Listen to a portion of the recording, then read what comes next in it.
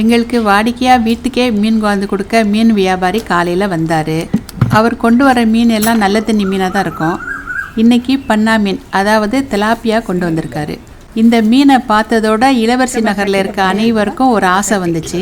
அதாவது ரேஷன் கடை அரிசியை வச்சு தேங்காய் பால் சாதமும் மீன் குழம்பும் வைக்கலாம், ரொம்ப ருசியாக இருக்கும் அப்படின்னு சொன்னாங்க. என்ன பண்ணுறீங்க? மீன் ஆஞ்சிக்கிட்டு இருக்கேன். ஆஹா, இப்படிதான். ஓ, சுத்தம் பண்ண. அந்த சமையலை தான் இங்கே இருக்க அனைவரும் சேர்ந்து செய்ய போகிறாங்களாம். நீங்களும் நம்ம ஸ்டைலோடு இணைந்துருங்க, எல்லாத்தையும் பார்க்கலாம். இந்த ரேஷன் கடை அரிசியை வச்சு தான் ரெஜினா தேங்காய் பால் சாதம் செய்ய போது, அதுக்கு தான் எடுத்து வச்சுருக்குது. அஸ்ஸலாமு அலைக்கும். வாங்க, நம்ம ரேஷன் அரிசியில் தேங்காய் சோறு செய்ய போகிறோம். ரேஷன் அரிசி வச்சு தேங்காய் பால் பிழிஞ்சு சாப்பாடு செய்ய போகிறோம். சரி, அது எப்படி செய்யணுன்றதை பார்க்கலாமா? நம்ம ஸ்டைலுக்காக நீ செஞ்சு காட்ட போகிற. சரி, நம்ம ஸ்டைல் சேனலோடு இணைந்து வாங்க, பார்க்கலாம். ஓகே, இப்போ என்ன செய்யணும்? அடுப்புறுத்தணும். என்ன மத எல்லா ஜாமானும் எடுத்து வச்சுருக்கா, ஒன்று ஒன்றா செய்யும் போது பார்த்துக்கலான்னா. என்ன நம்ம ஊற்ற போகிற? இப்போ நம்ம சமைக்கிற எண்ணெய் ஊற்றுறோம். தேங்காய் எண்ணெய் இருந்தால் அது வேணாலும் எடுத்துக்கலாம். ஓ சரி. இப்போ நிறைய பேர் இருக்கிறதுனால ஒரு 18 பேர்கிட்ட என்ன, அதனால் நம்ம ஒரு 150-200 எண்ணெய் எடுப்போம். ஓ, எண்ணெய் 150 - 200 மில்லி. பட்டை, கிராம்பு, ஏலக்காய். எண்ணெய் காஞ்சிட்டு எடுத்து வச்ச தாளிப்பு ஜாமானை போட்டுக்கிட்டாங்க. பட்டை கிராம்பு வெடிச்சதோட வெங்காயத்தை போடுறாங்க.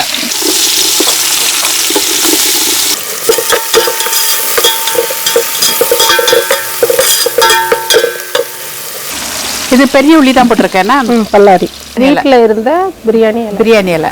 இதை போட்டாலே தனியாக ஒரு வாசம் வரும். இஞ்சி பூண்டு என்ன போடு. அதிக பேருக்கு சமைக்கிறதுனால நிறைய போடணும். தக்காளி 2 தக்காளி இருக்குமா? இல்லை, ஒரு 4 தக்காளி இருக்கும். ஒரு 4 தக்காளியா? ஆனால் கொஞ்சமாக தெரியுதுன்னு பார்த்தேன். ஒரு 5-6 பச்சை மிளகாய். ஓகே, ரைஸா காரத்துக்கு. இதெல்லாம் வதங்குற வரைக்கும் கிண்டுவோம். பெரிய அடுப்பாக இருக்கிறப்ப உனக்கு சீக்கிரம் வேலை முடியுது. இந்த சமயத்தில் மல்லி புதினா போட்டுக்குது. மஞ்சத்தூள் என்ன? சாதம் வந்து மஞ்சளாக இருக்கும். நீங்கள் வாங்கத்தா. ஆமாம், உங்கள் மனைவி செய்கிறாங்கல்ல, அதனால் நல்லா தான் இருக்கும். தேங்காய் பால் என்னம்மா? ஏன்னா தீ ரொம்ப வேகமாக இருக்குல்ல, அதனால தான் உடனே கொஞ்சம் பாலை ஊற்றி விட்டுருக்காங்க. ஊற்றிட்டு டீ கொடுக்குவீங்க. ஊற்றுங்க, தண்ணி பத்தாம இருக்குல்ல, வரட்டும். ஓ, இந்த அளவுக்கு அரிசி எடுத்ததுனால அந்த அளவுக்கு 1க்கு 2 தண்ணி வைக்க போகிறேன்.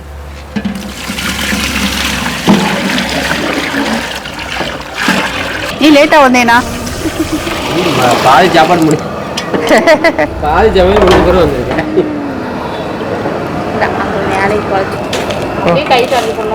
இல்லை, அளவு சில பேருக்கு அந்த கை அளவு.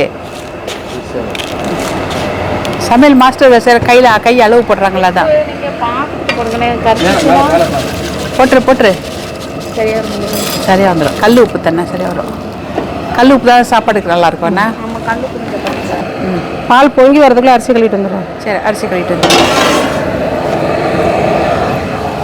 கொதிக்கட்டும் பார்ப்போம். ஆனால் பொங்கி ஊற்றிடும். கொதிக்க விட்டுறாது. 100. இப்போ நான் அரிசி போட போறியாம்மா? ஆதி காலத்தில் இந்த அரிசி சாப்பிட்டவங்களுக்கு எந்த நோயும் இல்லை. இப்போ நம்ம விலை கூடின அரிசி வாங்கி சாப்பிட்றோம், அதில் தான் எல்லா நோயும் இருக்குது. அதனால இந்த அரிசியில் நம்ம சமைச்சு சாப்பிடலாம். அளவோட எதுனாலும் சாப்பிடலாமா? நான் இன்னைக்கு தான் இந்த அரிசியை சாப்பிட போகிறேன். பார்ப்போம், நல்லா இருக்கும்னு நினைக்கிறேன். எல்லாரும் சொல்கிறாங்க இந்த அரிசியில் தேங்காய் சோறு ஆக்குனா நல்லாயிருக்கும் அப்படின்னு சொல்கிறாங்க.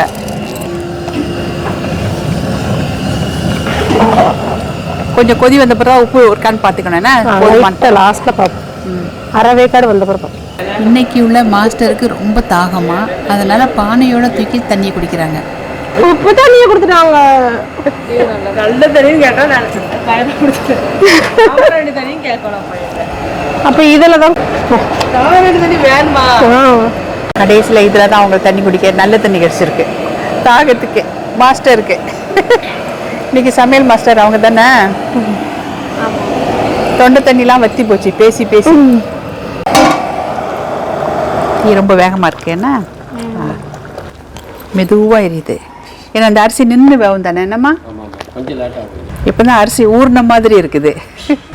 அதான் பாதி வேக்காது. ம் என்ன அவசரம்? நெய்ச்சோறு பங்கி உனக்கு சோறாக்கி போட எல்லாம் செஞ்சு ரெடி பண்ணியிருக்கு. எல்லாரும் சாப்பாட்டுக்கு தயாராக இருக்காங்க.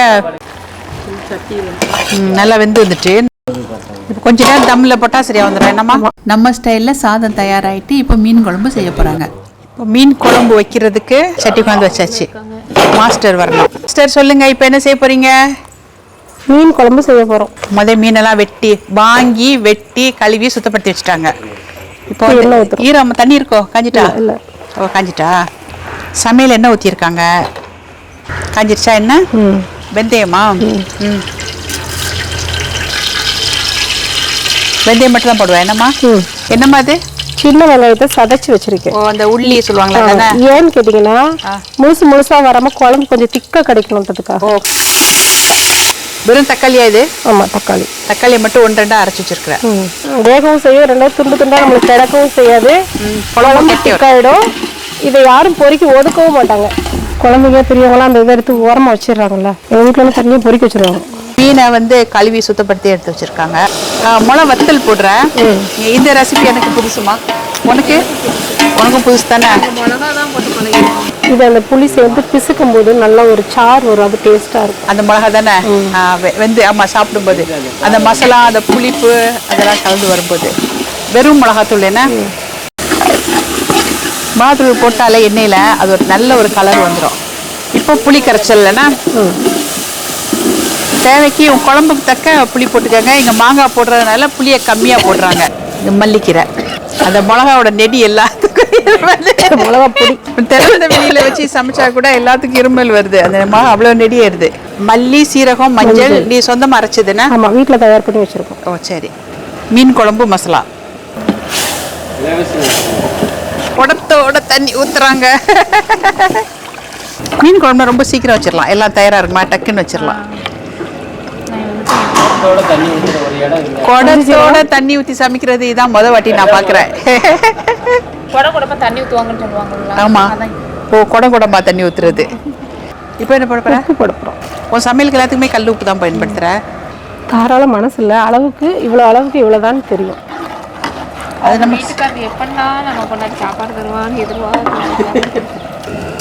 மாங்காய் இது போடுறதுனால தக்காளி போடுறதுனால புளிப்பு மட்டும் பார்த்து போட்டுக்கணும். என்ன தலைவர் வந்துட்டாரு பசினால. இப்போ என்ன செய்யற? மீன் என்ன மீன் சொல்லலாமா? என்ன மீன் சொல்லு, பரவாயில்ல. பண்ணா மீன். இது அங்கே திலாப்பியா அப்படின்னு சொல்லுவாங்க. திலாப்பியா அது சொல்லுவாங்க. இதே மாதிரி மீன் சிகப்புலே இருக்குது. மரகாசி என்கிட்டே போட்டு விட்டுறாங்க. பரவாயில்ல, வரட்டும் அப்படின்ட்டு. ஆமாம், மீனை போட்டதும் கிண்டி விட்டா ஒன்றும் செய்யாது. தீ ரொம்ப கம்மி பண்ணிட்டேன். என்னம்மா? தீ ஏற்றணும். ஏற்றிரு. தேங்காய் போட்டுக்கிறோம். தேங்காய் போடுறியா? போடு. கிண்டக்கூடாது. அப்படினால ஒன்றும் ஆகாது. ஒன்றாவதா? அப்போ நல்லா கிண்டி விட்டுருவோம். ஒரு கிண்டு அதாவது இப்படி ஓ மெதுவா. சரி, மருதாணி நல்லா பிடிச்சிருக்கு. அந்த கையில் ஊற்றி குடிச்சு பார்த்தா தான் ருசி தெரியும் அப்படின்னு சொல்ல. எப்படி இருக்கு? எல்லாம் போதுமானதா இருக்கா? ஓகே, அப்போ எல்லாத்தையும் எடுத்துகிட்டு போயிடலாம். அவ்வளோதானே? போடு. கடைசியில் மீன் குழம்பை முடிச்சு வைக்கிறது நிஷா தான். சொல்லிடணும்ல இல்லையா? எல்லாரும் சாப்பாடு காத்திருக்காங்க. வாங்க சாப்பிடலாம். வாங்க பழகலாம்ல. வாங்க சாப்பிடலாம். வயிறு கூப்பாடு போடுதான்.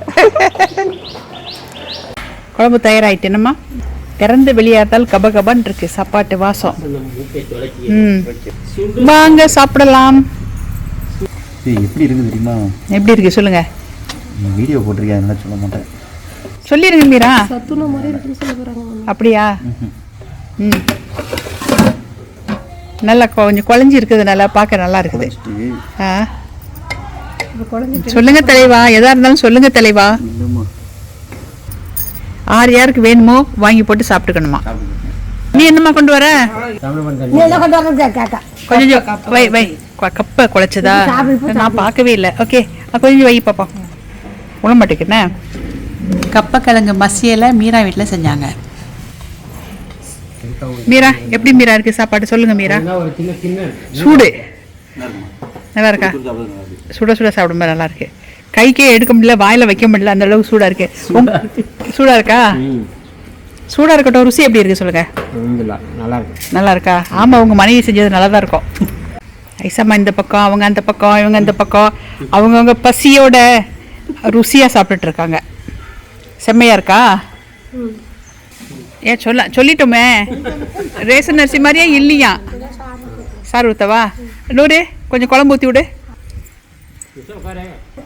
எடுத்து வை வாங்க வடகாசி. எல்லாரும் இந்த சாப்பாடு சாப்பிடணுன்னே காலையில் ஒன்றும் சாப்பிடாம இருந்தாங்க. அதனால தான் பசியோட சமைச்சு சுட சுட சுட சாப்பிட்டுட்டு இருக்காங்க.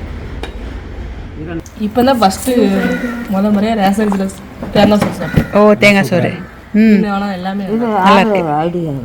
யார் ஐடியா? இந்த ஐடியா மாஸ்டரோட ஐடியா. Chennai master idea. இப்போ கொடுங்க வடகாசிக்கு, அவங்களும் சாப்பிட்ருவாங்க. அப்படியே உட்காந்து சாப்பிடுங்க வடகாசி. ஒன்னொன்னே சாப்பிட்டு பார்த்து வடகாசி என்ன ருசி குறையுது அதெல்லாம் கரெக்டாக சொல்லணும். ரேஷன் கடை அரிசியா நீங்கள் சாப்பிட்டு பார்த்து சொல்லுங்கள். என்ன நல்லா இருக்குமா? நல்லா இருக்குமா? எல்லாம் உப்பு உரப்பு எல்லாம் சூப்பர். கரெக்டாக இருக்கா? கரெக்டாக இருக்கு. 100 மார்க் கொடுக்கலாமா மாஸ்டருக்கு? கொடுக்கலாம். கொடுத்துடலாண்ணே. தங்க மாதிரி பண்ணலாம். தங்க மாறும் எல்லாரும் சேர்ந்து தங்கம் மாறும் போட போகிறாங்க. தங்க மாறும் போட போகிறாங்க. நம்ம ஸ்டைலில் இது வரைக்கும் ரெஜினாவோட ரேஷன் கடை அரிசி தேங்காய் பால் சாதமும் மீன் குழம்பு செய்கிறதையும் பார்த்தீங்க. இந்த வீடியோ உங்கள் எல்லாத்துக்கும் பிடிச்சிருக்கிறதுனால நண்பர்களுக்கு உறவினர்களுக்கு பகிர்றதோட இதில் உள்ள நிற குறைகளை எங்களுக்கு காமெண்டில் சொல்லுங்கள். இந்த சமையலை செய்கிறதுக்கும் வீடியோவுக்கும் ஒத்துழைப்பு கொடுத்த அனைவருக்கும் நன்றி. சுட சுட சாப்பிட்டுட்டு சூட்டோட சூடாக அதோட ருசியை பற்றி சொன்னவங்களுக்கும் நன்றி. வடாஜி யோசிக்க நம்மளே சோத்தை போட்டிருக்கலாமோ, அதிகமாக போட்டாங்களான்னு. இல்லை கொஞ்சமாக இருக்குன்னு நீங்கள் வேற கொஞ்சமாக. பராசி மெயின் வரது சாப்பிடுறாங்க. எல்லாரும் சாப்பிட்ட பிறகு எவ்வளோ மிச்சம் இருக்கு? பாதி கூட காலி ஆகல. அதிகமாக மனசு மாதிரி மனசு மாதிரி உருவம் மாதிரி நல்லா பெருசா வந்து இதுவரைக்கும் நம்ம ஸ்டைலோடு இணைந்து வந்ததற்கு நன்றி.